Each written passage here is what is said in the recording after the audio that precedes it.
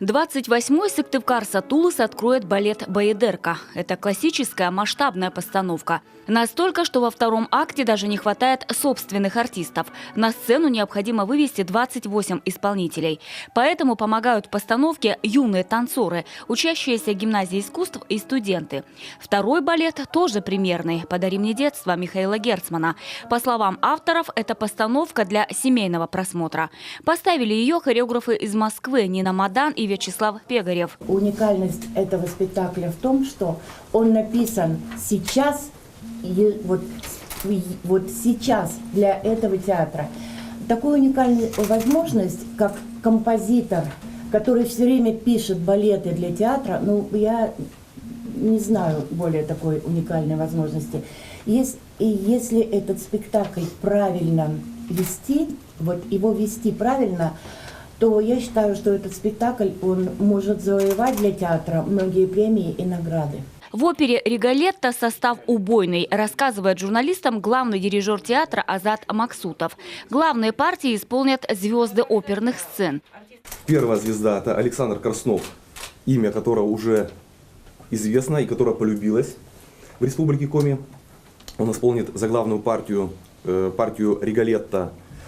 Его партнерами по сцене будут в роли герцога Ильгам Валиев, солист Башкирского театра оперы и балета, солист Екатеринбургского театра оперы и балета.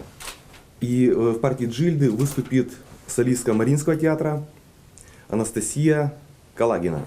Все три исполнителя являются очень востребованными. Вторая оперная постановка Евгения Онегин Чайковского. Здесь на главные роли взяты молодые солисты труппы. Руководство театра надеется, что после болезни на сцену выйдет и Ольга Сосновская.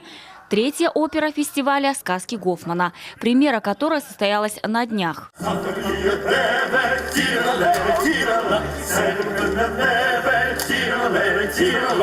Изюминкой фестиваля станет гала-концерт лауреатов международных конкурсов артистов балета. Организаторы обещают, это будет настоящая феерия.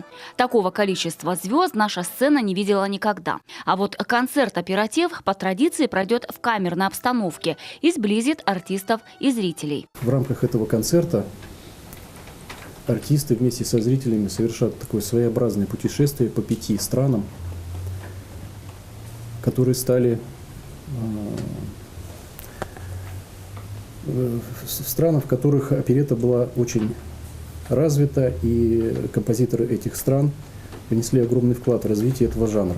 Своеобразным сюрпризом для зрителей фестиваля станет уличный концерт. Пройдет он на Театральной площади. Под открытым небом выступят лучшие солисты театра оперы и балета. Они исполнят даже редко звучащие произведения. Такой подарок решили преподнести жителям в Год культуры. Цены на билеты фестиваля останутся на уровне прошлого года. Изменится лишь время постановок. Спектакли будут начинаться чуть позже обычного. Чтобы шанс попасть на Сыктывкар Сатулыс был и у работающих почитателей оперы и балета. Анастасия Тюрнина, Павел Фетисов, телеканал Юрган.